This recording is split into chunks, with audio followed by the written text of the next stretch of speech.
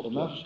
Bien écoutez, je ne la garderai pas très longtemps, mais en effet, j'ai tenu, la possibilité m'en était offerte d'être là parmi vous. Je vous remercie de votre présence et je me réjouis que tout au long de l'année, grâce à Agnès Torcheboeuf, à ma droite, et à Vallerand de Saint-Just, le cycle des conférences du Centre Charlier ait pu se dérouler d'une manière qui, je crois, a passionné les auditeurs que je souhaiterais plus nombreux, car le travail qui est fait ici est un travail très fondamental dans la continuation de ce qui nous a permis d'exister et d'influer peut-être sur les événements de notre pays, à savoir les universités d'été. Et je ne saurais trop faire appel à celles et ceux qui, parmi vous, souhaiteraient cette année nous rejoindre dans l'université dont on vient de vous parler et qui va en quelque sorte constituer, j'allais dire, une nouvelle étape dans nos universités. Jusqu'à présent, c'est autour de ces universités d'ailleurs que nous avons formé des centaines et des centaines d'étudiantes et d'étudiants, de militants. C'est là que nous avons élaboré beaucoup de projets. C'est là que nous avons mis en quelque sorte à bien la programmation du journal présent. C'est là que nous avons institué les journées d'amitié française, là que nous avons imaginé les actions de chrétienté et solidarité. Et je ne doute pas que dans la belle terre de Provence et dans la splendide Bastide qui nous accueillera, nous ne puissions forger des projets nouveaux. J'apprends d'ailleurs à l'instant même que la maison où, en quelque sorte, la pensée des Charliers s'est enracinée, à savoir Maslac, qui était le collège de Normandie replié pendant la guerre, nous serait peut-être, non pas offerte, mais nous aurions peut-être la possibilité d'acquérir le château de Maslac, qui fut l'école où donc André Charlier, avec des jeunes professeurs comme Jean Madiran ou des jeunes élèves comme le futur Don Gérard, enseignait. C'est un projet dont je reviendrai peut-être vous entretenir, parce que pourquoi ne pas faire là la fondation à laquelle nous pensons depuis un moment et enraciner une université dans cette belle terre du Béarn où nous pourrions organiser donc d'une manière plus continue séminaires et universités. Jean de Viguerie vous a été présenté très brièvement par Vallerand de Saint-Just, qui tenait à me laisser la parole et je l'en remercie beaucoup, mais vous pensez bien que si je tenais à venir ce soir, à tout faire pour venir, c'est parce que je voulais exprimer ici à Paris ma gratitude très personnelle, les paroles du cœur à l'égard de Jean de Viguerie, car il a été pour nous, par excellence, le maître, le professeur que nous attendions. Nous savons dans quelles conditions de difficulté il a eu d'ailleurs à accomplir sa carrière universitaire semée d'embûches. S'il ne dépendait que de moi, le ministère de l'Éducation nationale l'attendrait d'ici quelques mois ou quelques années, car n'en doutez pas, nous arriverons à remettre un peu d'ordre dans ce pays. Mais enfin, en tout cas, nous l'avons accueilli au Centre Charlier régulièrement, et dès cette année encore. Donc, il sera là pour notre université, que l'on va bâtir autour de deux thèmes. Le premier thème, ça sera l'enracinement et l'universalisme. L'enracinement et l'universalisme, pourquoi ? Parce que dans le contexte même de ce qu'il est convenu d'appeler la droite française, vous le savez, il y a des courants intellectuels qui s'affrontent. Et pour notre part, nous l'avons souvent dit, nous renvoyons dos à dos les tenants, au fond, d'un nationalisme clanique de type kanak. Je fais allusion là à Alain de Benoît et à la nouvelle droite, à l'égard de laquelle nous ne faisons aucune concession. Car nous, chrétiens nationaux, engagés dans le mouvement national, nous ne sommes pas des compagnons de route comme le sont les chrétiens progressistes par rapport aux communistes. Il faut le savoir, nous sommes des militants vigilants et peu enclins à faire des concessions, même si nous sommes des hommes de rassemblement, d'unité, d'amitié, sur des problèmes essentiels. Donc, à la veille d'élections très importantes qui marqueront l'an prochain très profondément la vie de ce pays, car n'en doutez pas, les élections régionales peuvent nous donner d'importants pouvoirs. Et je fais appel ici, comme toujours, à l'engagement des chrétiens, des traditionalistes, des nationaux dans la politique. Le pays est ce que nous le faisons. La seule présence d'un seul élu dans un conseil régional, eh bien, c'est environ 4 milliards de centimes, j'ai calculé cela, dans la seule région Midi-Pyrénées, c'est 4 milliards de centimes que nous avons enlevés à la subversion, par ma seule présence à la commission des affaires culturelles. Je vous donne un chiffre pour que vous puissiez peser. Et c'est dire que nous voulons arriver dans nos assemblées, nous, avec des programmes, avec des volontés, que les idées qui s'expriment ici puissent s'exprimer par ailleurs, et puis qu'elles puissent marquer en quelque sorte le présent. Deuxièmement, nous allons réfléchir sur, donc je faisais cette allusion, universalisme et enracinement. il y a un bon enracinement et il doit déboucher sur un bon universalisme. La pensée qui éclairera notre université, puisqu'elle sera en Provence, je suis de Martigues, je suis de Provence, je suis romain, je suis universel. Vous connaissez cette belle citation de Charles Maurras. Ensuite, science et foi, car nous estimons que plus que jamais, il va falloir porter non seulement un regard, mais un regard entraînant une action sur tout ce que la bioéthique amène comme interrogation et puis sur les manipulations génétiques. Nous ne pouvons pas nous détourner de ces combats. Et, hélas, nous pouvons le constater qu'en ce domaine-là, les chrétiens et ceux qui devraient agir, penser, parler, sont par trop silencieux ou inefficaces. Donc voilà les deux thèmes de notre université qui préparera, je vous le dis tout de suite, un très grand congrès organisé en France, très certainement en Bourgogne, dans le nouveau palais des congrès de la ville de Beaune, où nous, pendant 3 jours, nous essayerons au fond de préparer le 3e millénaire. Notre thème sera, on l'adaptera peut-être, vivre en France, vivre en chrétienté au 3e millénaire. Voilà donc nos objectifs. Je vous dévoile ce soir un certain nombre de choses, espérant bien sûr vous retrouver, comme l'a dit Valrand Saint-Just, le 1er mai, vous, vos amis, vos proches, en très grand nombre. Jean de Villery va vous parler d'une révolution qui n'en finit pas. La constitution civile du clergé, 2 siècles, bien entendu. Mais quelle grande actualité! Je regardais ce matin, c'était comme ça, il était dans l'Axe, un des prêtres qu'il y a au Parlement européen, ayant complètement oublié quelles étaient ses fonctions principales. C'est un prêtre italien, membre du Parti socialiste, et qui garde cependant une petite référence religieuse, car il est tout de même un clergyman. Bon, mais ensuite, donc, ne laisse en rien à Jean-Pierre Cotte la férocité révolutionnaire. J'en connais un autre conseiller régional de Midi-Pyrénées. Chaque fois que je le vois, je pense à Jean de Villery. C'est l'abbé Aliès de l'Aveyron. Alors lui, rien n'indique qu'il est un prêtre. Et il est parfaitement athée dans son propos, dans sa vie, dans sa nature. Je le regarde toujours, et chaque fois que je le vois, je lui parle de la mort d'ailleurs, ce qui fait que la dernière fois, il disait « Mais pourquoi parlez-vous toujours de ça ?» Je lui dis « Parce que ça me fait rire, avoir vos gueules à tous, de penser que quand même dans 30 ans, vous ne serez plus là. » Et je dois dire que ce pauvre curé, là, quand je prononce de tels propos, les autres le prennent pas mal, mais lui le prend très mal. Bon, voilà. Alors donc, la constitution civile du clergé, elle est toujours, hélas, réalisée. Il y a même une constitution révolutionnaire du clergé qui n'en finit pas d'agoniser. Et paradoxalement, nous voyons sous nos yeux s'effondrer la révolution que la première a enfantée. Nous avons quand même cette grande joie de voir que, d'une manière inespérée, ce que nous ne pouvions pas imaginer il y a quelques années, les fissures dans le système communiste héritier de la Révolution française ne cessaient de s'agrandir. Je m'en vais demain matin en Russie, je ne dis pas l'Union soviétique bien entendu, puisque j'ai eu un entretien par trop bref et interrompu par des journalistes peu aimables à mon endroit avec Boris Helsin. J'espère donc le retrouver à Moscou après-demain, mais nous serons, Alain Sanders, Jean-Michel Rudan et moi-même, donc délégation du Centre Charlier et de Chrétienté et Solidarité au Parlement de Vilnius, donc en Lituanie.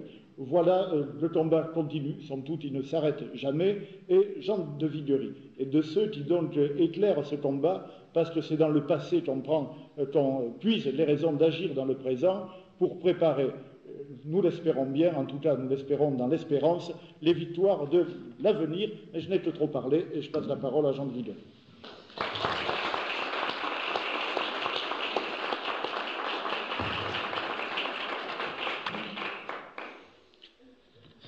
Eh bien, je vous remercie l'un et l'autre de vos aimables paroles. Et il y a toujours plaisir à être entouré d'amis. D'en avoir un à droite, un à gauche, ce n'est pas chose si commune. Vous avez évoqué tout à l'heure les universités d'été de Fangeau. Eh bien, mon métier est effectivement d'instruire la jeunesse, je ne fais rien d'autre. Et dans cette carrière qui est déjà longue, qui est la mienne, c'est un de mes meilleurs souvenirs que ces premières universités de Fangeau.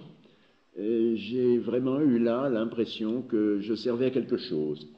Ce n'est pas tous les jours que nous avons cette impression. Je dirais qu'aujourd'hui, nous avons de moins en moins cette impression, surtout dans les endroits où on nous oblige à enseigner par profession. Je dois vous parler de la constitution civile du clergé. Enfin, c'est moi qui ai proposé ce sujet, par conséquent, j'en parlerai bien volontiers. Vous conviendrez, mes chers amis, qu'il y a une inégalité fâcheuse entre les anniversaires.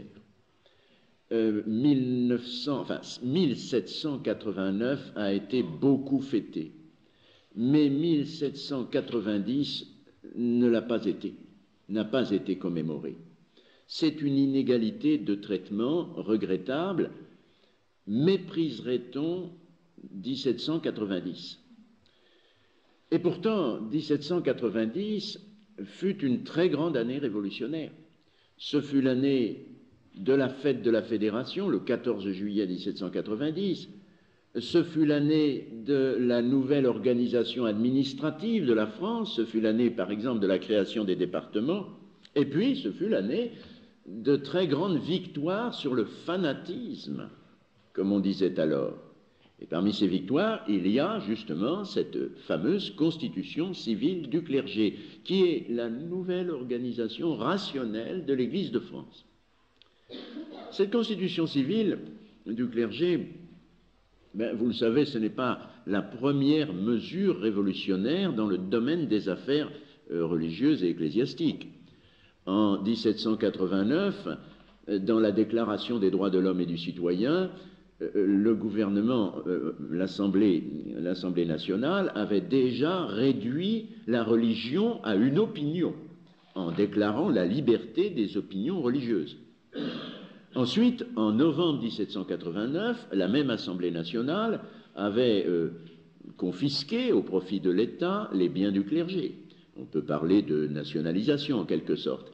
Et le 13 février 1790, la même Assemblée nationale avait supprimé les vœux de religion, supprimant par là même les ordres monastiques et religieux où ces vœux étaient prononcés. Dans son dialogue des Carmélites, Georges Bernanos fait dire à l'une de ces Carmélites, la mère Marie, lui fait dire ceci: « Est-il croyable, dit cette religieuse, est-il croyable qu'un gouvernement puisse se donner le ridicule de supprimer les vœux de religion ?» La constitution civile, dont je vais vous entretenir, était en chantier déjà depuis quelque temps. Elle était en chantier très exactement depuis le mois d'octobre 1789, avant même qu'on ne déclare la confiscation des biens du clergé.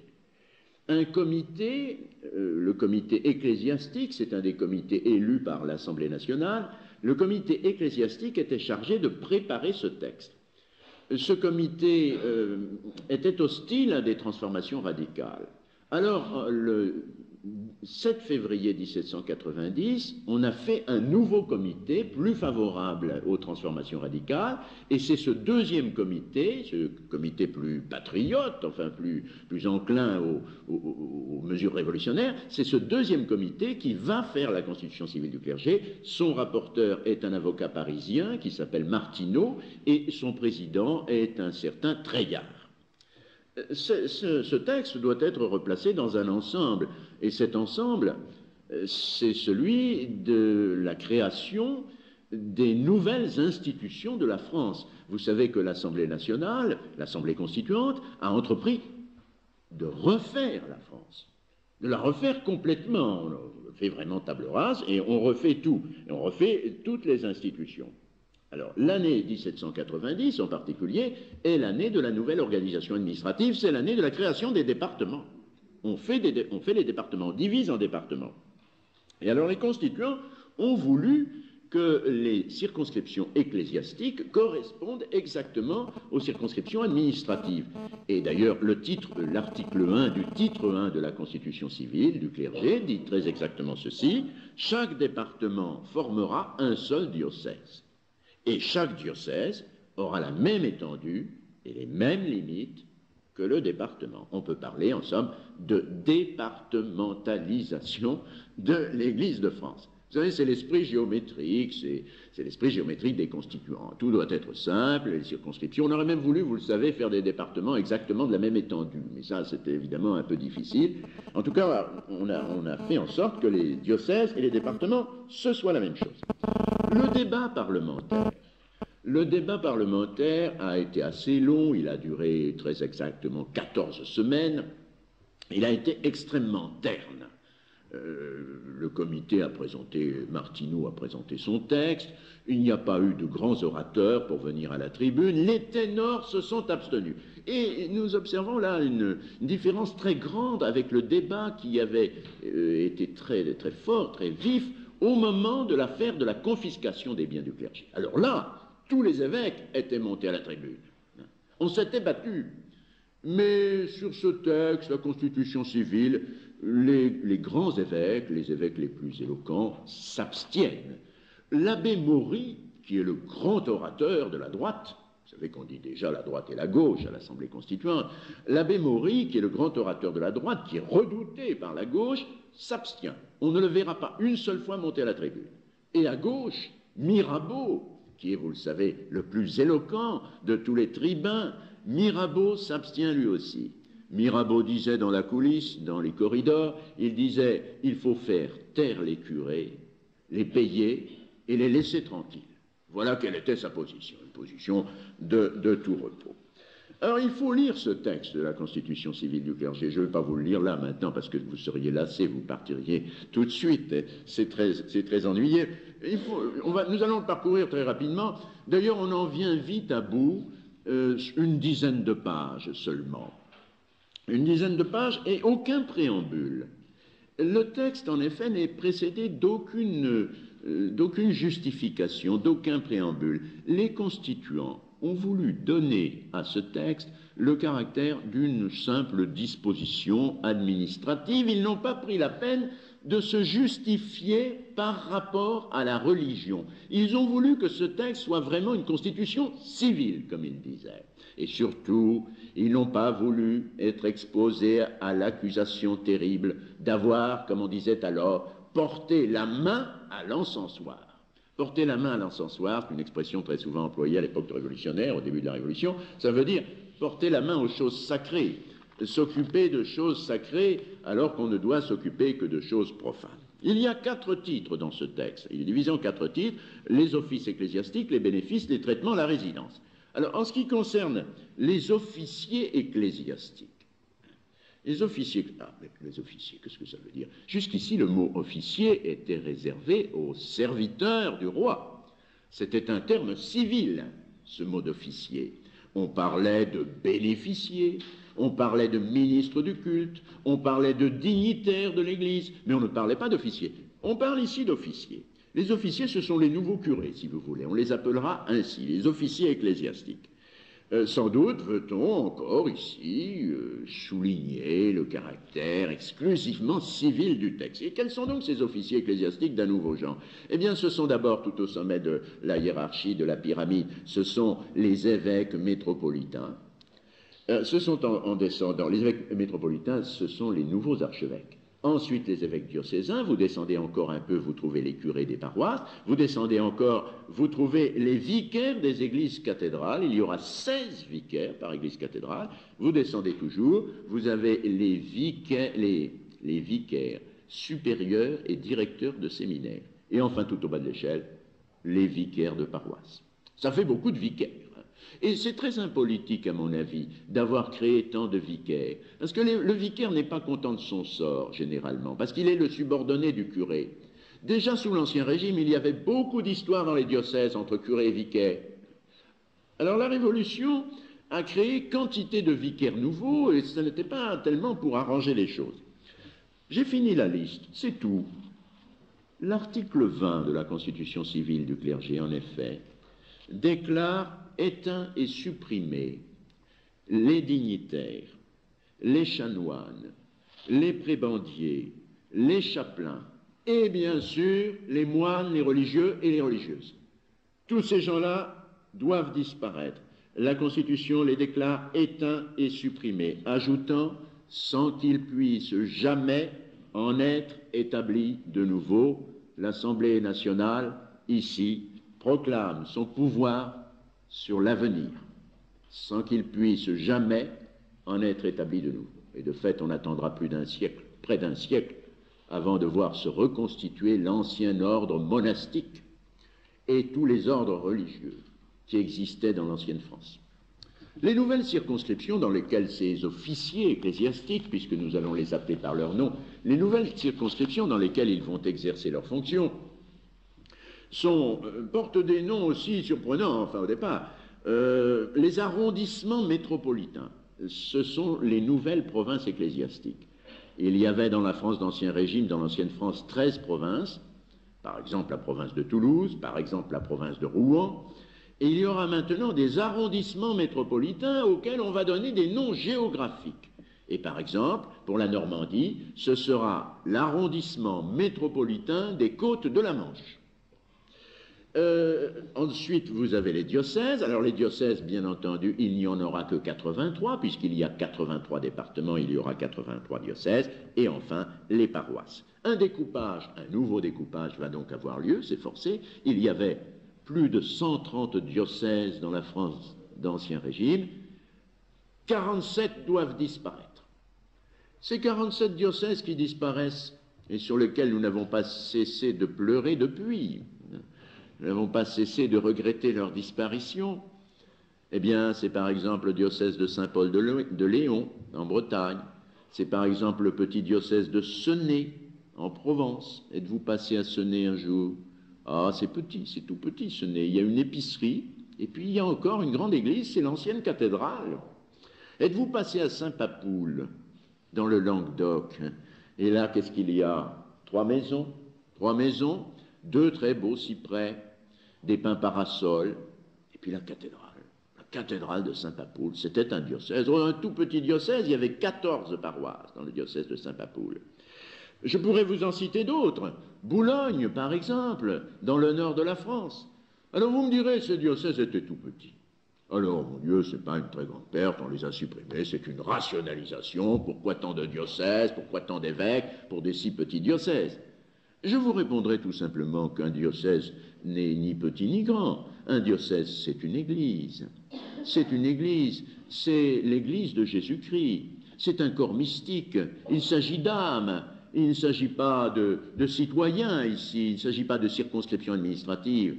Alors, je pense qu'on ne peut pas faire cette remarque au sujet de la suppression des diocèses. En ce qui concerne les paroisses, on décide aussi de les redécouper.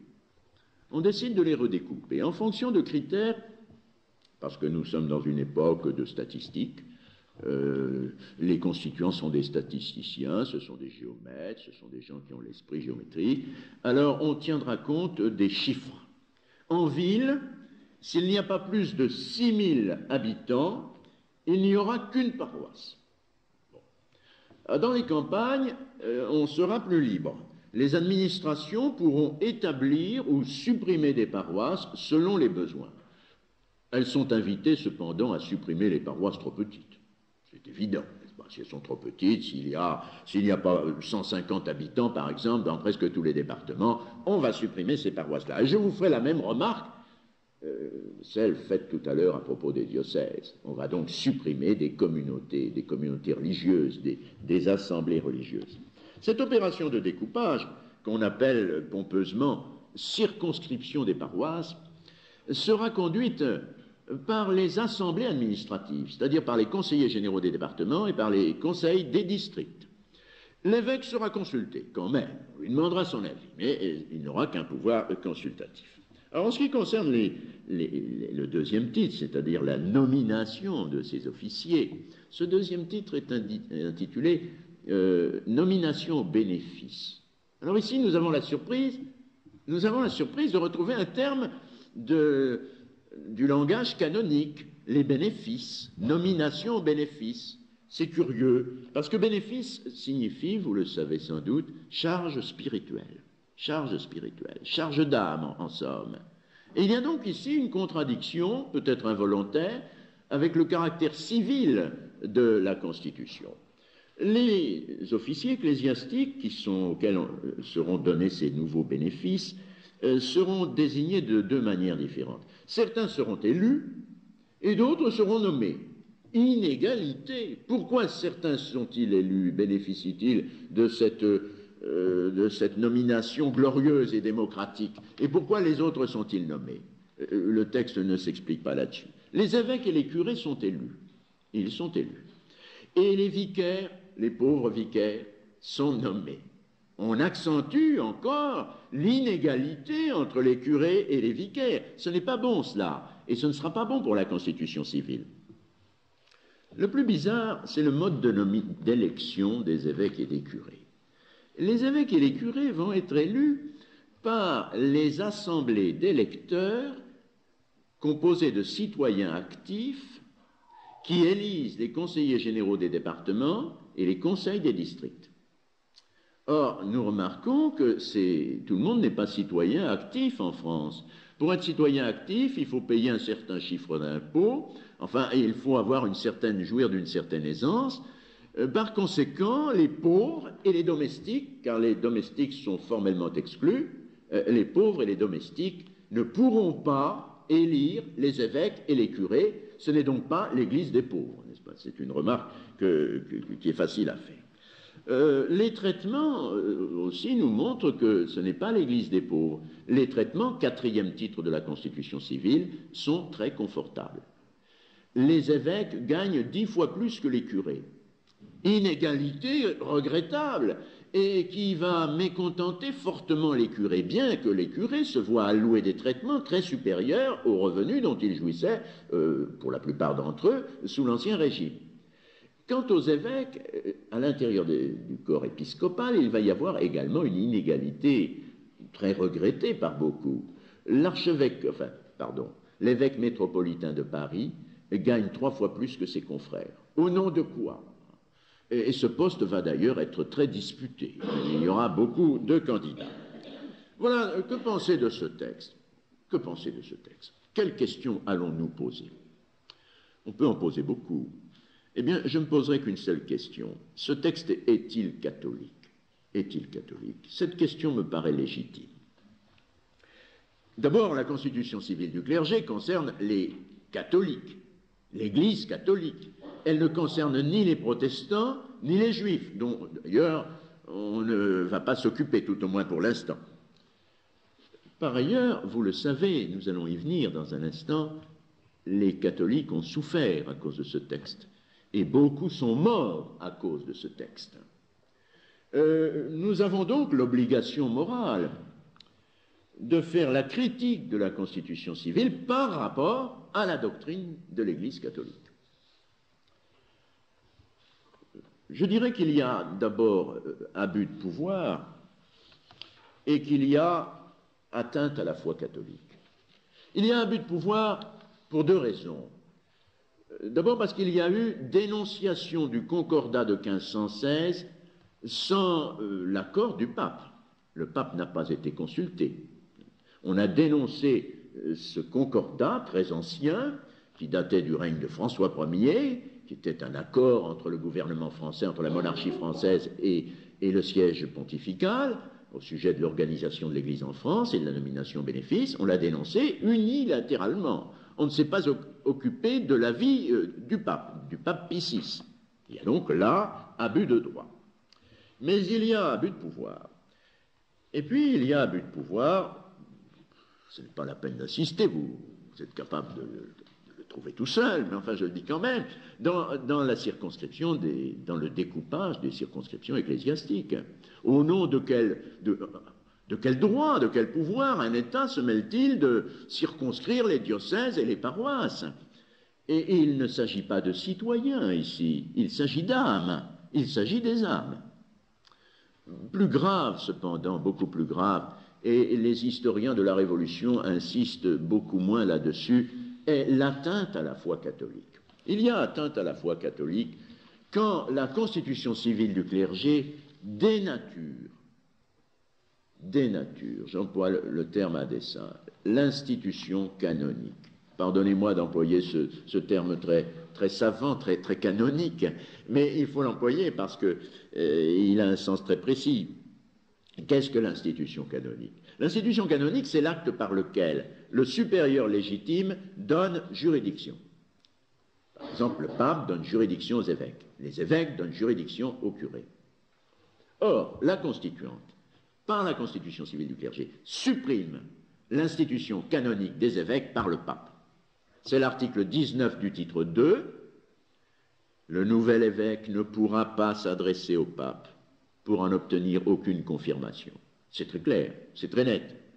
Il pourra lui écrire, il lui écrira comme au chef visible de l'Église universelle en témoignage de l'unité de foi et de la communion qu'il doit entretenir avec lui. De fait, les évêques constitutionnels prendront leur belle plume après avoir été élus par le peuple, par les citoyens actifs, ils écriront au pape en lui disant très Saint-Père, nous sommes vos fils respectueux, nous sommes des fils obéissants, nous sommes catholiques nous aussi, et ainsi de suite. Voilà. Mais ce n'est pas l'institution canonique, ça. L'institution canonique, dit encore la Constitution, sera donnée, il faut bien qu'on la donne. Par qui sera-t-elle donnée aux évêques diocésains? Elle sera donnée par les métropolitains. Mais qui la donnera aux métropolitains? Eh bien, le premier qui sera métropolitain, le premier élu. Il la donnera aux autres et les métropolitains ensuite la donneront aux évêques diocésains. Mais au nom de quoi les métropolitains pourront-ils donner l'institution aux évêques diocésains? L'institution donnée sera donc nulle. Les nouveaux évêques seront évêques, mais ils n'auront pas de pouvoir. C'est tout simple. Cette institution, d'ailleurs, c'est une institution dérisoire. Elle sera de toute manière une simple formalité accessoire. En effet, les évêques métropolitains ne donneront l'institution canonique qu'après l'élection par le peuple, enfin ce qu'on appelle le peuple, c'est-à-dire les citoyens actifs. Ils ne la donneront qu'après. Et il est bien précisé dans la Constitution civile que les évêques élus et les curés élus devront faire tout de suite acte d'évêque et de curé, avant même d'avoir reçu l'institution canonique. Il est dit, l'élu sera aussitôt proclamé en présence du peuple et du clergé avant de commencer la messe solennelle. Et donc dans la cathédrale ou dans l'église paroissiale, l'évêque montera à l'autel et dira la messe solennelle en tant qu'évêque. Il sera évêque élu, évêque proclamé, et après, alors, à la sauvette, on lui donnera ce qui ressemblera vaguement à une institution canonique. Alors, pourquoi les constituants réduisent-ils ainsi? J'ai employé tout à l'heure le mot dénaturer, je le conserve, je le garde. Pourquoi dénaturent-ils ainsi l'institution canonique? Parce qu'ils n'y croient pas. Ils n'y croient pas parce qu'ils ne croient pas à la juridiction.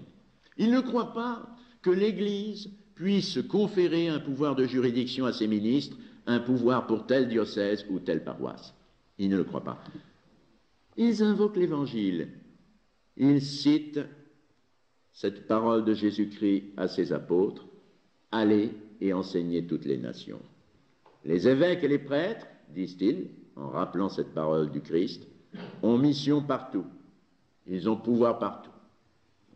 La religion, ajoute-t-il, ne connaît pas ces juridictions particulières pour un diocèse, pour une paroisse. La juridiction, disent-ils, est dans l'ordination. Vous êtes ordonné, vous avez juridiction partout. C'est ce qu'explique à l'Assemblée le bon apôtre, le député Camus, membre du comité ecclésiastique. Ah, le bon apôtre, quand on sait ses sentiments religieux, il est amusant de l'entendre parler sur ce ton. Le voilà qui parle. Après sa résurrection, dit Camus, notre divin sauveur, le député Camus, n'est-ce pas?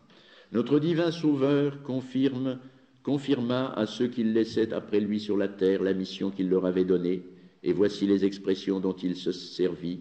Euntes in mundum universum predicate evangelium omni creature. Matthieu 16, 15. Il n'y a pas dans cette mission, messieurs, de distinction de territoire. C'est dans tout le monde entier que les ministres de Jésus-Christ sont envoyés pour prêcher à toute créature. Il n'est donc pas de l'essence de la religion que les diocèses et les paroisses soient divisés. Camus oublie tout simplement dans cette... C'est amusant, entre parenthèses, d'entendre un député, n'est-ce pas, de la gauche, dont les sentiments religieux sont, disons, quasiment inexistants. Nous savons que Camus est un philosophe, un ami de Mirabeau. C'est amusant de l'entendre citer avec quelle onction les textes de l'Écriture sainte. Par ailleurs, il oublie tout simplement de citer d'autres paroles de Jésus-Christ à Pierre. je te donnerai les clés du royaume des cieux. Ça, il n'en parle pas. Mais je préfère insister pour l'instant sur la dernière phrase de Camus. Camus dit « Il n'est pas de l'essence de la religion de diviser les diocèses et les paroisses. » Vous voyez où il veut en venir. Ce n'est pas de l'essence de la religion, c'est donc de l'essence de l'État. Toute la justification de la loi est là. En ignorant le pouvoir de juridiction, l'Assemblée constituante porte atteinte à la foi catholique. Car le Concile de Trente dit nettement, il est de foi qu'il y a dans les ministres de l'Église deux pouvoirs très distincts, le pouvoir de l'ordination et le pouvoir de la juridiction, session 23, chapitre 7. Alors, l'Assemblée constituante, en refusant cette distinction, en la rejetant, fait du protestantisme et fait même du presbytérianisme. Comme le déclara le 2 juin 1790 un député courageux, Duval d'Espréménil. Oh, Duval d'Espréménil, voilà un personnage. Il avait passé sa carrière à, disons, contester la monarchie. Et il lui en avait fait voir de rude. C'est un des grands contestataires du Parlement de Paris. Le voilà élu aux États généraux, député à l'Assemblée constituante. Et que fait-il maintenant? Il fait encore de l'opposition. Mais cette fois-ci, il fait de l'opposition contre-révolutionnaire.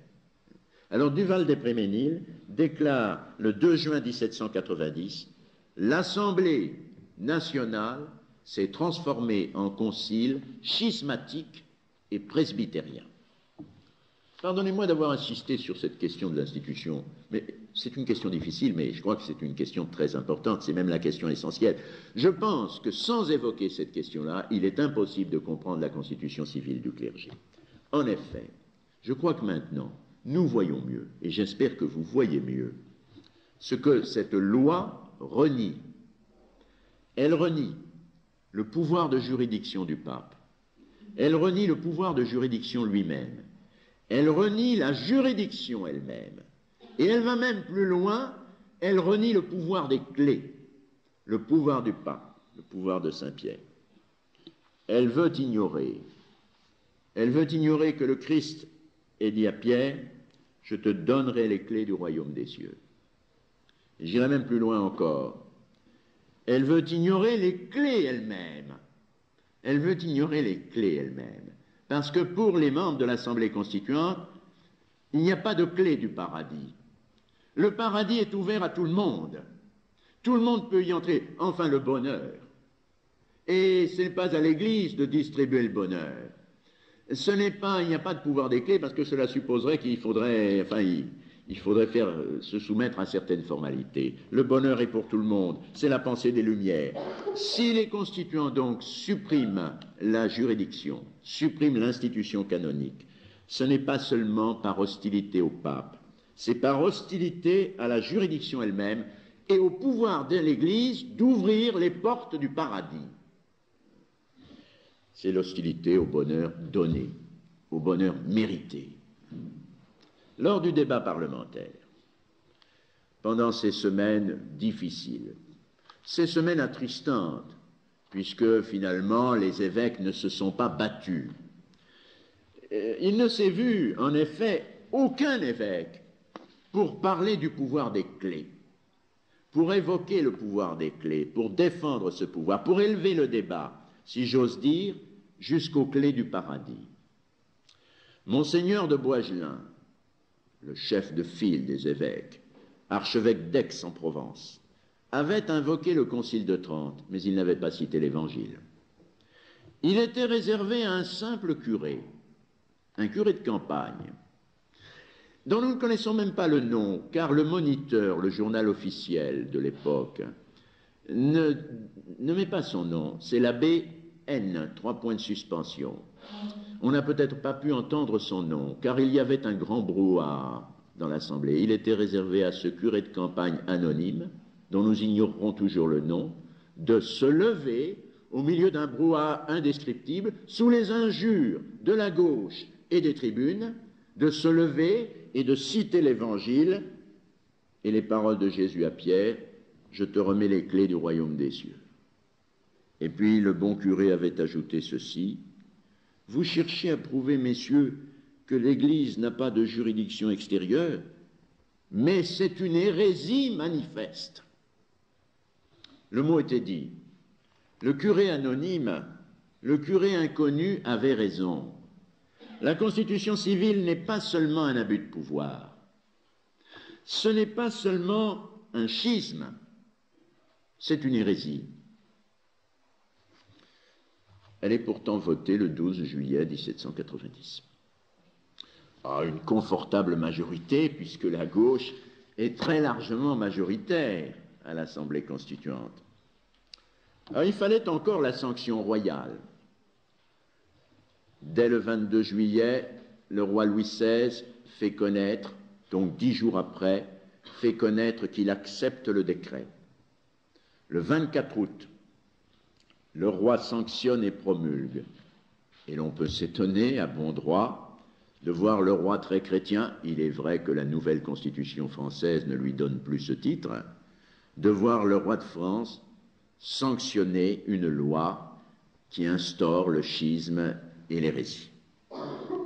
La loi entre donc immédiatement en application. Toutefois, elle ne sera en application dans les départements qu'à partir du moment où les administrations, les conseils généraux des départements, auront décidé de la publier. Et nous remarquons d'ailleurs que les conseils généraux des départements vont être assez longs à publier la loi. Dans l'immédiat, il n'y a pas de bouleversement. Seuls ne se sentent vraiment concernés que les évêques dont les diocèses sont supprimés. Alors eux, ils ne sont pas vraiment contents. Et après tout, on les comprend. Monseigneur de la Marche, Jean-François de la Marche, un des grands évêques, les plus résistants de l'ancienne France, Jean-François, ancien militaire, et oui, il a une vocation tardive, il avait été officier de dragon. Monseigneur de la Marche, évêque de Saint-Paul de Léon, reçoit un beau jour du directoire, c'est-à-dire de l'administration départementale de Morlaix, la notification de la suppression de son évêché, et il y avait écrit sur l'enveloppe, cette suscription, à monsieur l'ancien évêque de Léon, Alors il répond par ce courbillet, il m'est parvenu, messieurs, par la poste, un paquet adressé à l'ancien évêque de Léon, ce paquet n'est donc point pour moi, et je ne le reçois point. Et il ajoute, si comme on dit, cet envoi a quelque rapport avec la constitution civile du clergé, je profiterai de l'occasion pour vous dire ce que j'en pense. Et il le dit. D'autres évêques vont élever des protestations, mais la masse des curés et des fidèles ne semble pas, disons, en proie à une grande émotion. La constitution civile prévoit un serment de fidélité au nouveau régime, à la Constitution. Mais pour l'instant, ce serment de fidélité ne doit être prêté que par les nouveaux évêques et les nouveaux curés, ceux qu'on va élire pour remplacer ceux qui mourront ou ceux qui prendront leur retraite. Cela fera donc quelques dizaines de personnes dans les mois qui suivent. Je parle de l'ensemble des évêques et des curés.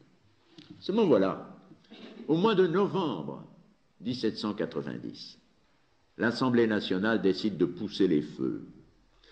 Par le décret Voidel du 26 novembre 1790, elle oblige tous les ecclésiastiques à prêter le serment de fidélité.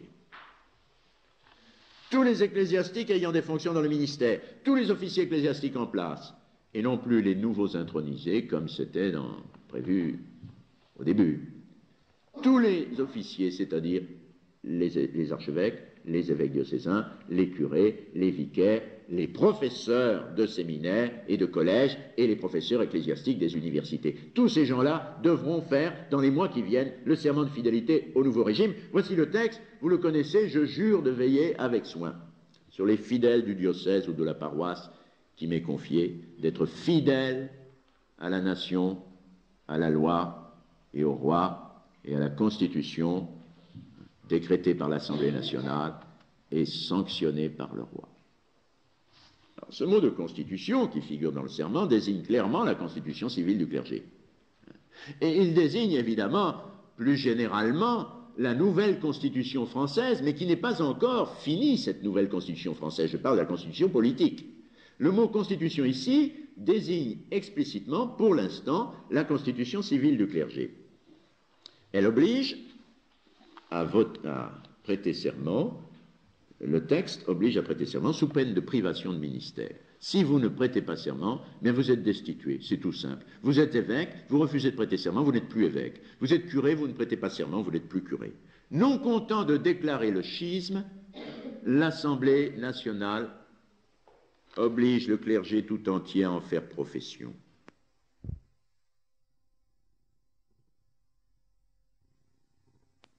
Chirement et le temps de la résistance. Et la troisième et dernière étape, c'est la proscription et la mise à mort des réfractaires au serment. Dans le décret Voidel, le refus de serment entraînait la destitution. C'était je n'ose m'exprimer devant de savants juristes, mais c'est une disposition à caractère administratif. Vous ne voulez pas prêter serment, ce n'est pas un crime, mais vous n'êtes plus évêque, vous n'êtes plus curé.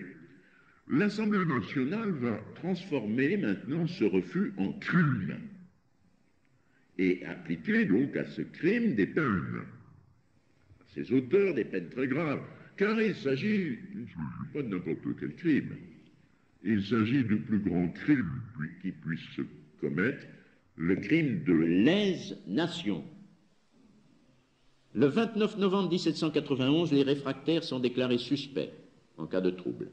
Le 27 mai 1792, ils sont frappés de déportation s'ils sont dénoncés par 20 citoyens actifs. Alors là, nous trouvons l'appel à la dénonciation, qui est une des caractéristiques de la Révolution dès ses débuts. Le 26 août 1792, ils sont tous frappés de déportation. Et enfin, le 18 mars 1793, il est ordonné aux Français d'arrêter ou de faire arrêter les prêtres dans le cas de déportation. Ils seront jugés par des commissions militaires et punis de mort dans les 24 heures. Voilà ces 4 textes. Vous voyez, crescendo, on passe en somme du suspect au criminel qui sera puni de mort. Tel est, mes chers amis, l'effet aggravé de la constitution civile du clergé. Le prêtre réfractaire, en moins de 3 ans, est devenu l'ennemi public numéro 1 du nouveau régime. Et il va le rester jusqu'en 1801, jusqu'au Concordat. Même en 1798, 99, même en 1800, le prêtre réfractaire est poursuivi. Il n'est pas toujours fusillé, il n'est pas toujours guillotiné, mais il est poursuivi, il est arrêté, il est persécuté. C'est l'ennemi public numéro 1. Il passe avant l'aristocrate. Il passe avant le noble. À moins que le noble ait favorisé les entreprises du prêtre réfractaire. On sait les effets de cette proscription sans exemple dans l'histoire du christianisme. La moitié du clergé français obligé de quitter la France, de s'expatrier. 8000 prêtres religieux et religieuses assassinés légalement pour refus de serment ou pour complicité avec les réfractaires. Voilà comment les choses se sont passées. Alors, je pense que nous devons maintenant essayer d'expliquer pourquoi. Il faudrait d'abord expliquer pourquoi les constituants ont voulu réformer l'Église de France et la séparer ainsi du pape. Pourquoi ont-ils voulu faire cela? C'est une vaste question, mais on peut tenter d'y répondre très brièvement. Plusieurs influences ont joué. La vieille influence du gallicanisme, le gallicanisme de Philippe le Bel et celui de Louis XIV, toujours réticent à l'égard de la primauté romaine. La vieille influence, moins vieille, mais quand même, elle remonte au début du XVIIe siècle, du jansénisme. Le jansénisme toujours haineux à l'égard du siège romain. Je pèse mes mots. Mais surtout, l'influence de l'étatisme. L'étatisme. Je veux parler de l'idée selon laquelle l'État doit s'occuper de tout. Il doit s'occuper d'éduquer, de former et de faire travailler les citoyens afin qu'ils contribuent le mieux possible à l'utilité publique. L'assistance doit être d'État. L'éducation doit être nationale. L'Église aussi doit être nationale. Et la religion même sera civile. N'est-ce pas d'ailleurs Jean-Jacques Rousseau qui a employé cette expression de religion civile?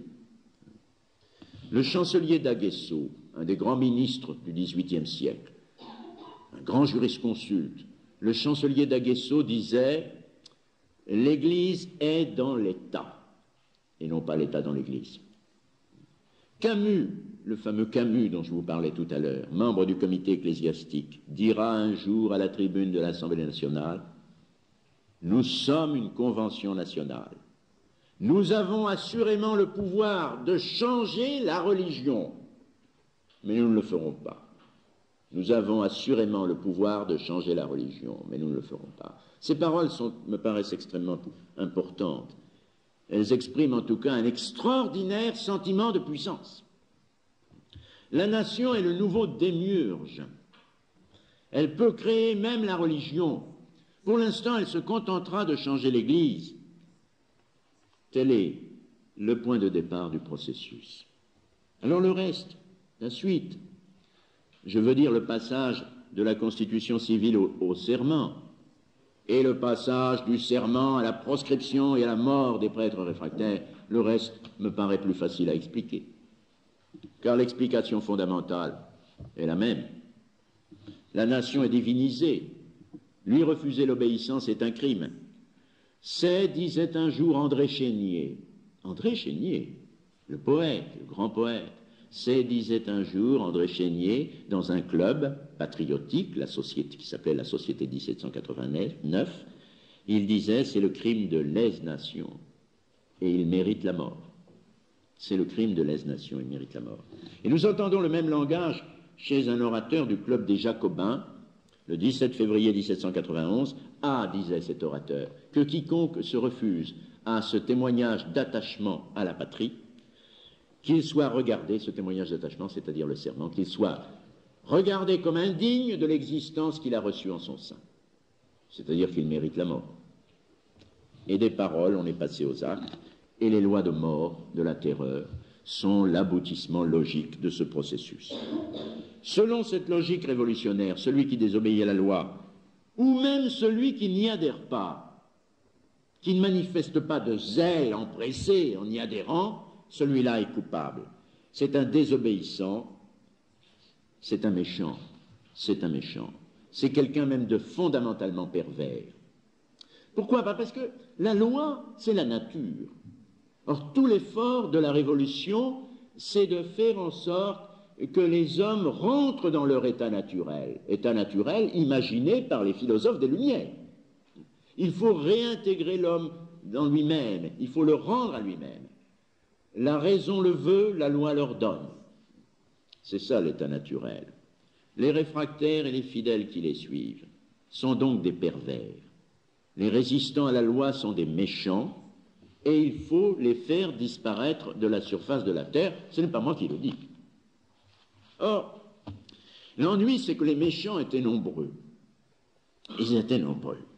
La résistance à la Constitution civile, en effet, a été forte, elle a été vive, elle a été variée dans ses formes. Elle s'est exprimée d'abord, principalement, vous le savez, dans le refus de serment. On a commencé par refuser les serments. Tous les évêques, c'est l'honneur de l'épiscopat français, tous les évêques, je peux bien le dire ici, tous les évêques, sauf quatre, ont refusé de prêter serment. Et la plupart, enfin beaucoup d'entre eux ont dû le faire publiquement à l'Assemblée nationale parce que beaucoup d'évêques étaient députés. À l'appel de leur nom, ils devaient se lever et venir déclarer à la tribune s'ils prêtaient ou non le serment. Ce fut donc très courageux pour beaucoup d'entre eux dans cette atmosphère terrible des débats d'alors, où l'on se faisait insulter par les patriotes dans les tribunes. Ce fut très courageux pour beaucoup de ces prélats, dont beaucoup étaient vieux et vénérables, de refuser ainsi publiquement le serment. Tous les évêques donc, la moitié des prêtres, environ, nous ne chicanerons pas sur les proportions, je peux revenir sur le sujet, mais enfin ce n'est pas le plus important, certains voulurent donner à leur refus plus de valeur, plus d'éclat. Ils refusèrent publiquement et en chair. Beaucoup de curés ont refusé publiquement dans la chair de vérité. C'est ce que fit entre autres un prêtre angevin, un prêtre du diocèse d'Angers, qui est maintenant, n'est-ce pas, qui est bien heureux, Noël Pinault. dans sa paroisse du Louroux-Béconnet, le dimanche 27 février 1791. Vous voulez savoir, dit-il, l'église était pleine, c'était un dimanche, ce qui m'empêche de prêter le serment, c'est que je ne le puis en conscience. L'Assemblée nationale a détaché la France de son chef visible, de notre chef visible qui est le pape. Et je crois que n'ont pas moindre valeur d'exemple les rétractations. Beaucoup de prêtres ont prêté serment, et puis ensuite ils se sont rétractés. Et ils ont tenu à le faire de manière publique et solennelle, soit en faisant des déclarations publiques, soit en écrivant des lettres qu'ils portaient des lettres ouvertes aux administrations. Et j'ai trouvé dans les archives de Maine-et-Loire, où j'ai beaucoup travaillé, j'ai trouvé cette belle lettre d'un certain monsieur Saillon, curé de Vivy, une petite paroisse du Maine-et-Loire près de Saumur. Il se rétracte en août 1795, le jour de la fête de Saint-Augustin. Et oui, 28 août. Et le 19 septembre 1795, il écrit aux administrateurs du district de Saumur. « Messieurs, je m'empresse de vous prévenir que j'ai rétracté mon serment fatal, dit-il, le 28 août dernier, jour mémorable qui, en me retraçant la docilité d'Augustin Lagrasse et à ses inspirations, me rappelle aussi mon triomphe sur l'ennemi commun de notre salut.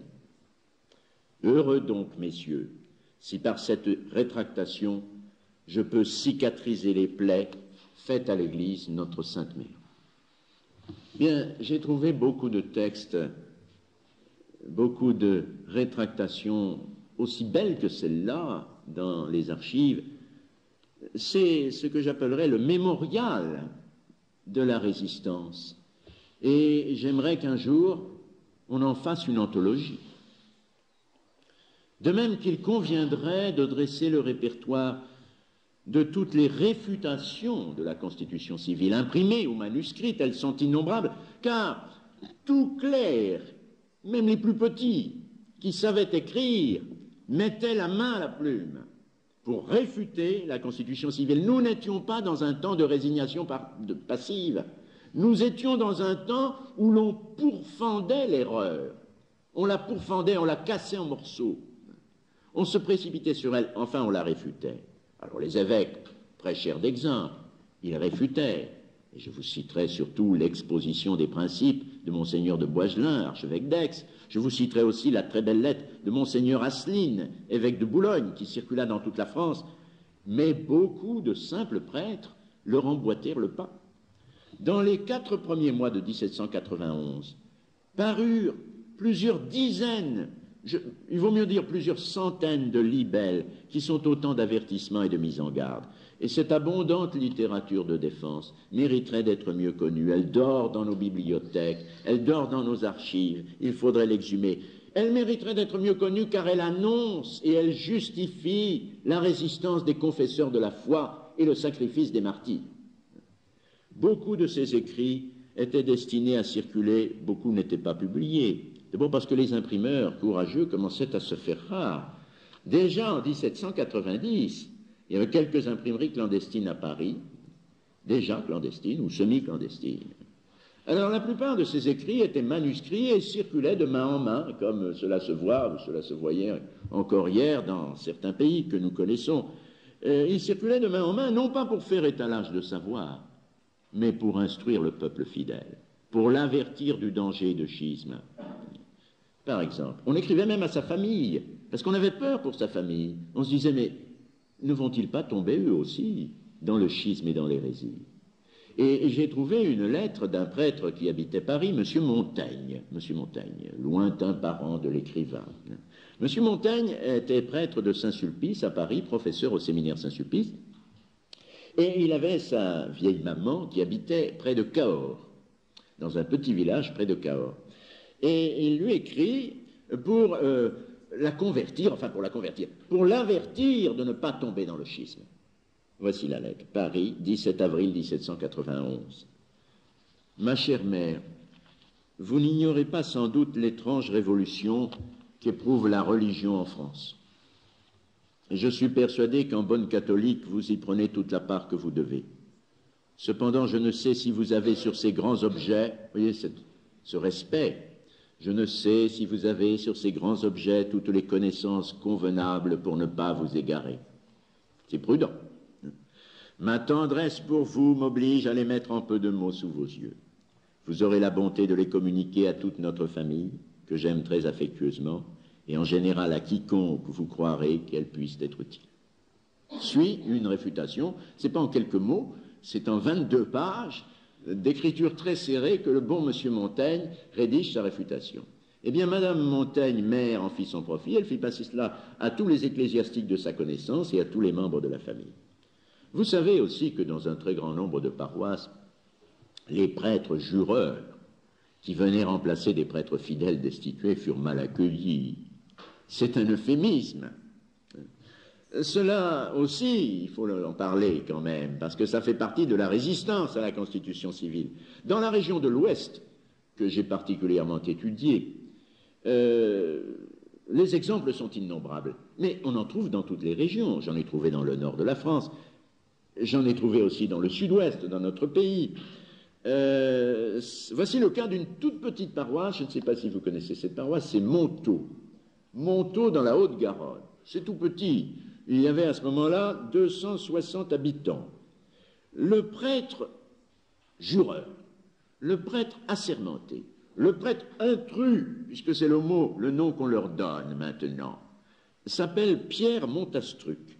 Et il se présente officiellement dans sa nouvelle paroisse, il est envoyé par l'administration départementale et par l'évêque, le nouvel évêque, le 2 août 1790. Il est accompagné, bonne précaution, de quelques gendarmes. Et il se heurte, à peine arrivé sur le parvis de l'église, à un attroupement qui tourne vite à l'émeute et il bat en retraite prudemment. Un procès verbal de gendarmerie établira les faits et plus tard les personnes qui ont participé à cette émeute vont être traduites en justice en 1792. 56 personnes, d'après le procès verbal, avaient manifesté contre l'intrus. C'étaient des femmes, 2 hommes seulement, 54 femmes. Alors, quelques-unes, voilà les actions de quelques-unes. Catherine Binquette, dit le texte, voulut tirer les yeux, arracher les yeux, à un notable patriote, le mot patriote veut dire révolutionnaire, qui l'évita en fuyant. Monique Marquès, je cite, une des principales de la rébellion, se porta sur les chevaux d'un officier municipal patriote, elle excitait les autres femmes à la révolte. Une autre, dit encore le procès-verbal, a crié que les patriotes sont des schismatiques et des canailles. Et enfin, Françoise Contier a déclaré que, je cite, « Si le curé vient ici, il faut lui couper le crâne avec une mascotte. » Alors, si c'est... Oui, c'est le sud-ouest, c'est ça. Si ce n'est pas de la résistance, eh bien, je me demande ce que c'est. D'ailleurs, les révoltes armées, les grandes révoltes armées, celles de la Vendée, celles du Morbihan, celles de la Lozère, sont issues, pour une bonne part, de cette réaction de rejet de l'intrus. La véritable grande cause de la Vendée, c'est cela, c'est le rejet de l'intrus. Il faut y ajouter peut-être aussi la suppression d'un certain nombre de paroisses dans ces départements de l'Ouest. Mais je voudrais dire aussi que ces manifestations de rejet de l'intrus ne s'expliquent pas seulement, comme on l'a dit trop souvent, par l'attachement à la personne de l'ancien curé. On a dit souvent, « Oh, ces Vendéens, ils aimaient bien leur curé. » Ils disaient d'ailleurs « nos bons prêtres ». Alors, c'est par attachement à leur bon curé qu'ils se sont révoltés. Non, je crois que ce serait trop réduire les sentiments éprouvés par les Vendéens et par toutes ces populations. Ces gens, même simples, même les plus simples, connaissaient leur catéchisme et le connaissaient même fort bien. Ils l'avaient appris à l'école, ils l'avaient appris dans leur enfance, les curés les avaient catéchisés tous les dimanches, ils étaient capables, parfaitement capables, de reconnaître le schisme là où il était. Et ils y étaient aidés par les prêtres fidèles, par cette campagne de réfutation et d'avertissement dont je vous parlais tout à l'heure. Alors il convient bien sûr aussi d'évoquer la résistance du pape lui-même. Dans sa lettre apostolique Quod aliquantum, daté du 10 mars 1791, le pape Pie VI avait pris position sur la constitution civile du clergé et sur toute l'œuvre de la constituante en matière de religion. Il avait condamné l'abus de pouvoir. Il avait condamné aussi, vous le savez, la philosophie des Lumières. On n'aime pas beaucoup citer ce texte, évidemment. Les bénédictins de Solesmes l'ont quand même publié dans leur collection. Il avait condamné la philosophie des Lumières et il avait condamné ce qu'il appelait cette fausse liberté et cette fausse égalité. Ajoutons qu'il n'avait pas attendu. Il n'avait pas attendu cette date, c'est-à-dire le 10 mars 91, pour avertir qui de droit. Le 10 juillet 1790, il avait prévenu le roi Louis XVI en ces termes. Le 10 juillet, avant la sanction. Il avait prévenu Louis XVI dans ces termes prophétiques, je cite le texte et je le traduis du latin. Si vous approuvez cette constitution, disait Pie VI à Louis XVI, vous précipiterez votre nation dans une erreur universelle. Vous plongerez votre royaume dans le schisme et peut-être même dans la guerre civile. Et le même jour, le pape avertissait aussi les 2 évêques membres du Conseil du roi. Il y avait dans le Conseil de Louis XVI, à ce moment-là, 2 archevêques, Champion de Cissé, archevêque de Bordeaux, et le Franc de Pompignan, archevêque de Vienne. 2 prélats illustres, très vénérés, considérés comme les lumières de l'Église gallicane, comme on disait alors. Et le pape leur avait dit, gardez la foi, empêchez que soit sanctionnée cette constitution.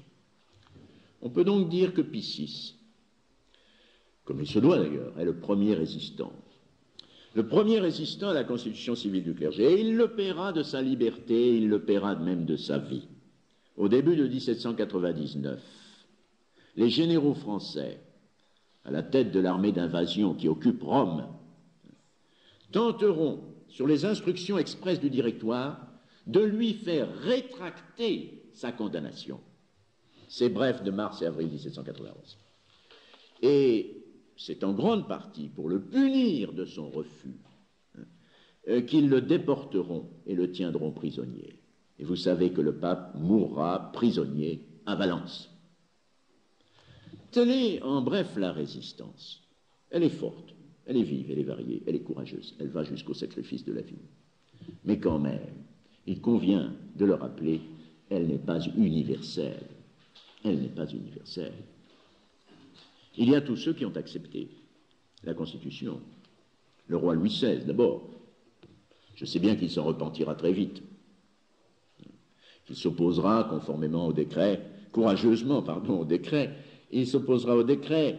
Et je sais bien aussi que cette opposition au décret de proscription des prêtres réfractaires lui coûtera son trône. Car une des principales raisons de la journée du 10 août, c'est le refus de Louis XVI de sanctionner les décrets contre les prêtres réfractaires. C'est la principale raison. Donc là, il y a eu un geste héroïque de la part de Louis XVI. Mais enfin, malgré les adjurations de Pie VI, il a sanctionné la constitution civile, il a sanctionné le serment. Les prêtres assermentés ensuite, la moitié du clergé français, peut-être même davantage. Peut-être même davantage. Et puis alors il y a aussi... Oui, jusqu'ici, je n'en parlais guère parce que je n'avais pas étudié les textes d'assez près.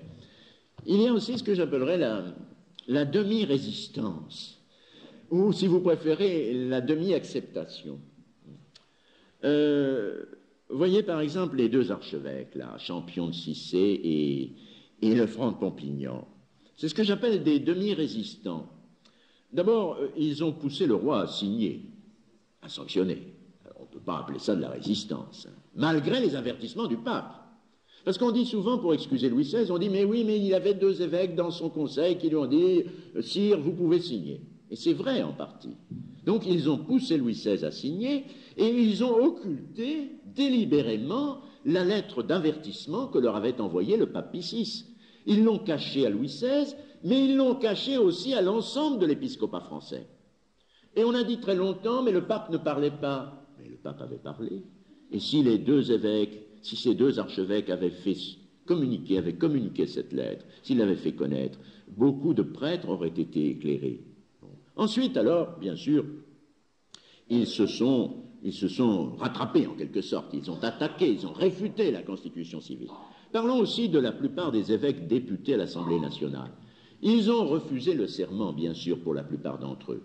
Ils ont refusé le serment, mais je vous rappelle qu'ils se sont remarquablement abstenus lors du débat parlementaire. Et il faut quand même le rappeler. Il y a eu ces réfutations, la lettre de Monseigneur Asselineau, l'exposition des principes de Boisgelin, à laquelle ont adhéré 42 évêques. Mais ce refus, même dans ces textes que je viens de citer, qui ont paru en 1791, a toujours été un demi-refus.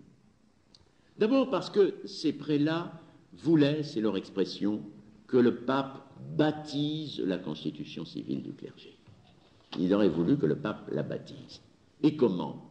Eh bien, en donnant aux métropolitains le pouvoir d'accorder l'institution canonique aux évêques. Donc le pape aurait fait une sorte de délégation de pouvoir aux métropolitains. C'était remédié d'une certaine manière au schisme, mais ce n'était pas, à mon sens, remédier vraiment à l'hérésie. Et ça, ils ne l'ont pas vu. Ensuite, s'ils regrettent bien sûr l'abus de pouvoir, et en particulier cette violence qui est faite aux anciens diocèses, aux paroisses supprimées, s'ils regrettent ces abus de pouvoir, leur idéal, quand on lit leur papier, leur idéal, c'est la séparation de l'Église et de l'État. C'est très net. Et je vois en particulier dans la lettre de réponse au bref du pape de mars et avril 91, ce texte qui a été publié pendant l'été 91 par les évêques français. Mais ce texte est clairement un texte laïque. L'idéal des évêques français, c'est la séparation de l'Église et de l'État. En somme, ils admettent un État sans Dieu. Ils n'admettent pas que l'Église puisse conseiller l'État. Ils ne l'admettent en aucune manière. Pour eux, c'est une proposition à écarter. Enfin, ils ne veulent pas voir, et c'est ce qui me paraît le plus grave, ils ne veulent pas voir que la philosophie inspiratrice des constituants est une philosophie antichrétienne. Ça, ils ne veulent pas le voir. Pour eux, la philosophie des Lumières, cela vous étonnera peut-être, c'est bien. La Déclaration des droits de l'homme, c'est bien. Le pape Pie VI a dit ce qu'il pensait de cette fausse liberté et de cette fausse égalité. Eh bien, les évêques le disent carrément dans leur réponse au bref du pape. Ils disent « Nous ne vous suivons pas sur ce chemin. Nous ne vous suivons pas sur cette voie. Nous pensons que la révolution politique qui a été faite est une bonne révolution. Ah, bien sûr, il y a des persécutions. Actuellement, le gouvernement persécute la religion. Mais pourquoi la persécute-t-il? Parce que les constituants ont cessé d'être tolérants. Ils étaient tolérants, puis tout d'un coup, on ne sait pas pourquoi, ils ne sont plus. Ils ne sont plus. Mais ils ne voient pas, ces pauvres évêques, ils ne voient pas que la tolérance philosophique, qui est la tolérance des constituants, engendre justement la persécution. Et ils devraient se souvenir de ce que disait Voltaire de la tolérance. La tolérance de Voltaire, c'est en fait la persécution du fanatisme. Voltaire disait il faut tolérer tout le monde sauf les fanatiques. Et qui est fanatique pour Voltaire? Ce sont les catholiques zélés, les catholiques dévots. Donc la tolérance des constituants devait normalement engendrer la persécution, et ça les évêques ne l'ont pas vu ou n'ont pas voulu le voir. Ce sont ces mêmes évêques d'ailleurs qui accepteront le concordat de 1801. Ce concordat de 1801, dont nous devons dire quand même qu'il a rendu à la France la liberté religieuse, à nouveau les églises ont été ouvertes, à nouveau les populations ont eu la joie d'entendre les cloches sonner, d'annoncer les fêtes, à nouveau on a pu se marier dans les églises, on a pu y faire baptiser ses enfants, et les prêtres ont pu circuler sans être persécutés. Donc la liberté est revenue. Certains évêques français n'ont pas voulu accepter le concordat, cependant. D'autres l'ont accepté avec de grandes souffrances. Mais la plupart des évêques, de ces évêques semi-résistants de 1791, ceux qui vivaient encore, et ils étaient très nombreux, non seulement ont accepté le concordat, mais l'ont loué, et ont également loué l'auteur du concordat, Napoléon Bonaparte. Il faut lire les pages de Boisgelin que nous retrouvons. Napoléon le nomme archevêque de Tours. Il va faire une nouvelle carrière. Il faut entendre les éloges dithyrambiques décernés par Boisgelin à Napoléon Bonaparte. C'est le sauveur, c'est le grand homme, c'est le nouveau Dieu, c'est le successeur des rois. Et cette acceptation du concordat Ces éloges ne nous étonnent pas du tout, car le Concordat, par certaines de ses dispositions, rappelle la constitution civile du clergé. Ne me faites pas dire ce que je ne dis pas. Je ne dis pas que le Concordat ne soit pas bienfaisant. Il a ramené la liberté religieuse. Je dis seulement qu'il confirme certains des acquis de la constitution civile, et que par là, il n'est pas bon. Il confirme la suppression d'un nombre important de diocèses et de paroisses. Ces anciens diocèses sur lesquels tout à l'heure j'essayais de vous apitoyer, le Saint-Papoul, pour y revenir encore, Cenay, Boulogne, ils ne seront jamais restaurés. On ne les reverra jamais, ces diocèses, ils sont morts pour toujours. Quant aux paroisses supprimées par la grande opération de circonscription des paroisses, je pense qu'il y a eu, dans certains départements, jusqu'à 60 et 80 paroisses supprimées. Mais ces paroisses, certaines sont restaurées à la suite du Concordat, sont rétablies, mais de nouvelles sont supprimées, car le Concordat a décidé une nouvelle circonscription des paroisses, une nouvelle carte des circonscriptions ecclésiastiques. En Maine-et-Loire, par exemple, 40 paroisses sont rétablies, mais 32 sont unies à d'autres paroisses et 5 supprimées. L'État, d'ailleurs, s'est arrogé, c'est dans le texte du Concordat, le pouvoir de diviser, de circonscrire. C'est la même chose que dans la constitution civile du clergé. Et cette fois-ci, qu'est-ce qui circonscrit? Qu'est-ce qui divise? Qu'est-ce qui fait les circonscriptions? C'est le préfet. Oh, l'évêque est consulté. L'évêque est consulté, mais nous retrouvons la constitution civile du clergé. Le Concordat maintient les prêtres dans la situation de fonctionnaires, les humiliant ainsi. Il en fait de simples fonctionnaires. Le Concordat maintient le principe du serment. Il y a un serment au régime, un serment de fidélité. Et puis surtout, le Concordat maintient la suppression des ordres monastiques, des congrégations religieuses. Et ça, moi, je pense que c'est quand même le plus important. La Convention thermidorienne en 1795 avait supprimé la constitution civile du clergé. Mais le Concordat, d'une certaine manière, et pour une partie, l'a fait revivre. Alors vous savez que ce régime du Concordat, ce sera celui de l'Église de France pendant la plus grande partie du XIXe, pendant tout le XIXe siècle. Pendant un siècle, la France va vivre ce régime concordataire. Et vous savez qu'en particulier, la suppression des ordres religieux sera longtemps maintenue et que beaucoup de ces ordres auront grande peine à se reconstituer. Le Concordat, en somme, prolongeait les faits de la constitution civile du clergé. Et ces ordres, qui étaient le cœur du corps mystique de l'Église, vont manquer cruellement à la France pendant une grande partie du XIXe siècle. La reconstitution va être très tardive, vous savez, à partir de 1840-1850 seulement. Donc, si l'on considère ce maintien des acquis par le Concordat, on peut dire que la constitution civile a marqué l'Église de France. Elle a marqué aussi le régime politique de la France. Et je voudrais terminer par là. Ce régime politique, il était tout nouveau en 1790. La constitution civile a été un de ses premiers actes. Or, un régime est marqué par ses premiers actes. L'habitude a été prise très tôt par le nouvel État, l'État révolutionnaire, de persécuter la religion, d'ignorer la primauté du pape, de supprimer les congrégations religieuses. Et cette habitude, le nouvel État, issu de la Révolution, il la gardera. Il la gardera longtemps. L'État a été marqué, mais non seulement l'État, enfin, le régime politique, mais toutes les institutions de la France, toute la société politique de la France. Aucune loi n'est jamais innocente. Le corps politique et la société politique sont des êtres fragiles. On ne peut pas faire n'importe quoi. Et si un gouvernement fait n'importe quoi, bien le corps social, le corps politique est profondément blessé. Il en reste des traces. Il est blessé, sinon pour toujours, tout au moins pour très longtemps.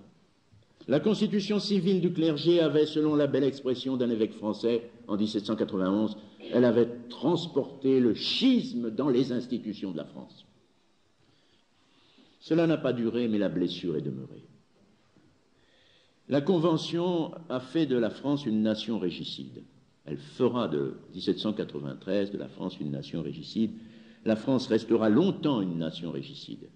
Et je dirais même que dans une certaine mesure, elle l'est encore. Il y a des tâches qui ne s'effacent pas. Il y a des séparations qui ne se guérissent pas. Il faut, pour cicatriser les plaies, je reprends l'expression du curé qui se rétractait tout à l'heure, il faut pour cicatriser les plaies, pour laver les nations, pour réparer les ruines, beaucoup de sacrifices, beaucoup d'efforts et beaucoup de temps. Alors, vous voyez, je suis frappé de voir qu'aujourd'hui on commémore sans cesse. On passe d'une commémoration à l'autre. On commémore beaucoup, mais on veut ignorer la force véritable du passé. Et si l'on savait à quel point les erreurs et les crimes du passé nous lient, je crois qu'on commémorerait moins. En tout cas, on commémorerait moins joyeusement, moins allègrement. Alors quand nous redisons maintenant ce texte fameux dont je viens de vous entretenir, cette constitution civile, quand nous le relisons, nous sommes frappés par son caractère étrange, par les bizarreries qu'il contient, par ses termes curieux, arrondissement métropolitain, vicaire des églises cathédrales. Pourquoi tout ce fatras, pourquoi ce langage, ces officiers ecclésiastiques, pourquoi ces 16 vicaires cathédraux, pourquoi ces vicaires supérieurs de séminaire, enfin, tout cela porte le caractère de l'utopie. Mais c'est une utopie qui est transformée en loi. Elle a, comme toutes les utopies, coûté des larmes, elle a coûté du sang. Il est vrai que ces larmes ont été les larmes des confesseurs de la foi, que ce sang a été le sang des martyrs, et qu'ainsi fut lavé, sinon effacé complètement, la tâche du schisme et de l'hérésie. Je vous remercie.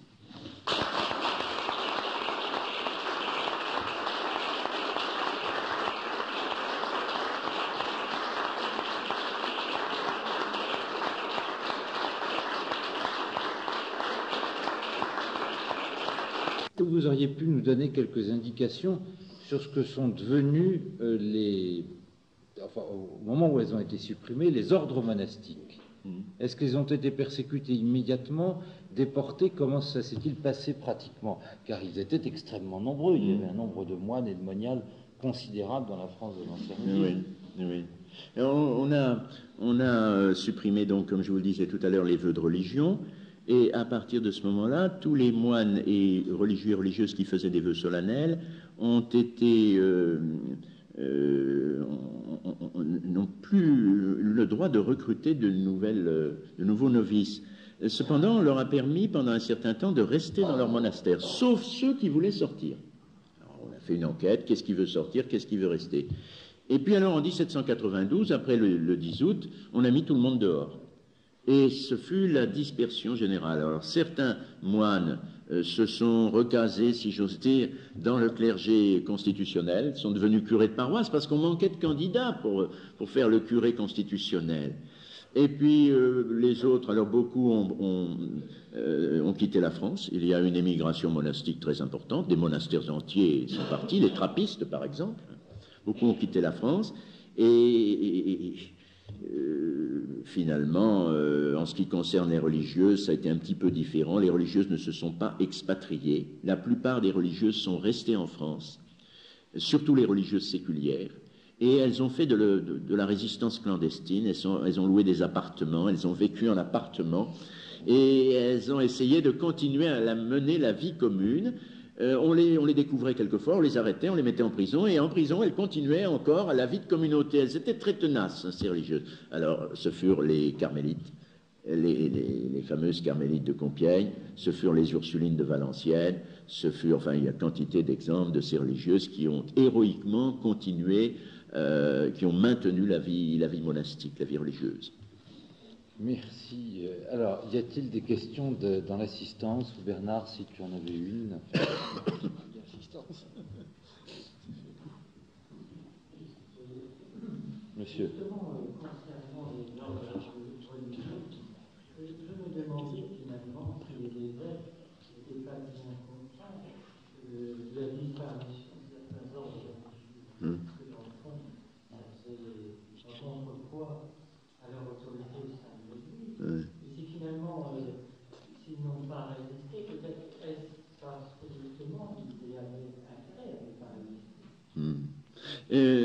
Oui, effectivement, monsieur, oui, vous avez raison. Il y a un point là important. D'abord, il y a depuis 2 siècles dans l'Église de France un conflit quasi permanent entre l'ordre monastique et l'épiscopat. Ce conflit était très vif au XVIIe siècle, mais il n'a pas disparu au XVIIIe. Bon, c'est un premier point. Par ailleurs, les évêques du XVIIIe siècle sont imbus, comme je vous le disais tout à l'heure, de la philosophie des Lumières. Pour beaucoup d'entre eux, les moines sont des inutiles. Pourquoi sont-ils des inutiles? Parce qu'ils ne travaillent pas de leurs mains, ou travaillent trop peu. Et il est surprenant, il est même stupéfiant de voir Monseigneur de Boiselin émettre sur les moines des opinions, enfin quand on pense que c'est un évêque qui dit ça, il les trouve parfaitement inutiles. Il dit, dans les monastères, on mettra les atrabilaires, parce qu'on ne peut pas les mettre ailleurs. Ce sont des gens, les moines sont des gens asociaux.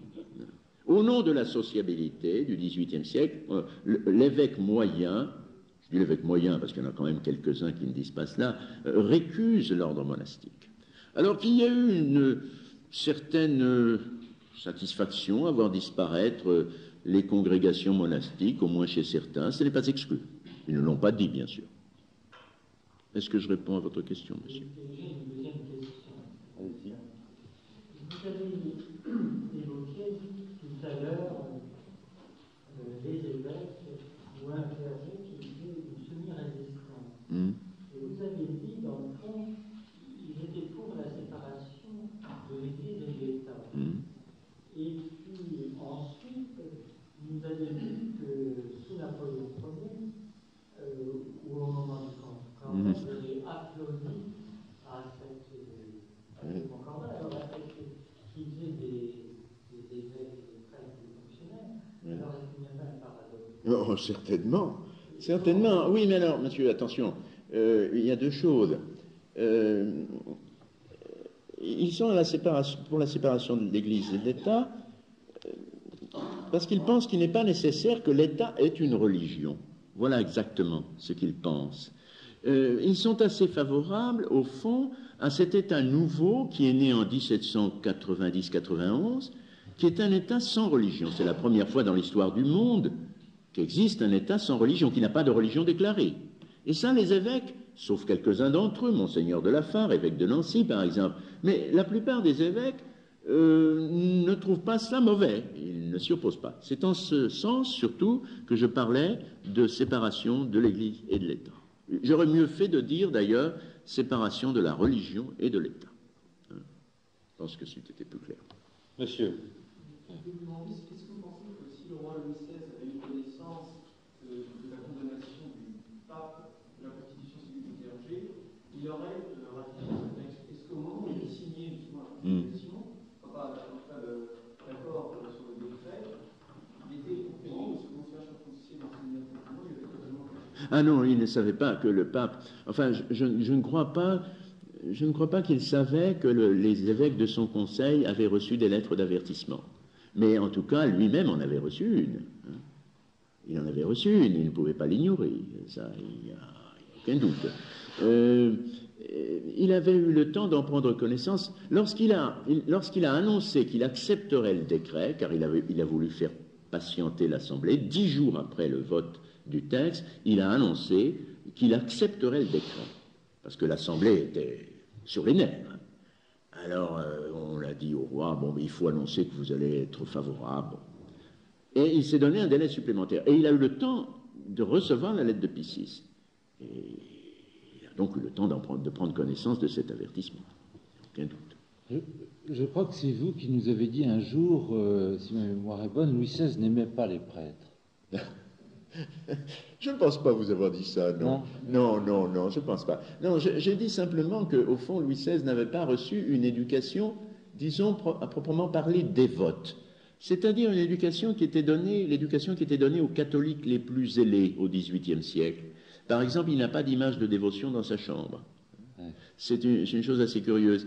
Il ne fait pas non plus beaucoup de lectures pieuses. Au temple, il en fera beaucoup, n'est-ce pas? Oui. Il va y avoir une ascension spirituelle, bien sûr, chez Louis XVI. Mais ce n'est pas, à proprement parler, un dévot. Il a un peu, si vous voulez, vis-à-vis de la religion, la position qu'ont beaucoup de ses propres évêques. La religion, c'est l'utilité publique. La religion doit moraliser le peuple. sont chrétiens, bien sûr, ils pratiquent, mais ce n'est pas un dévot au sens que l'on donnait à ce mot, c'est-à-dire vraiment quelqu'un de pieux et qui a une profonde vie chrétienne. Pas encore. Il l'aura. Je crois. Et alors, il n'est pas donc formé comme chevalier en communion tous les jours et en ayant vraiment dans sa vie la religion qui est la vie. Et vous avez oublié de notifier qu'il y a une Pardon, madame, je vous entends mal. Oui.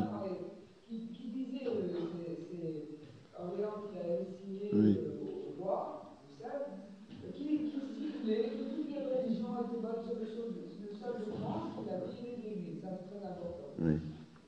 Et donc, après, il y a 1801. Madame, avez-vous une question?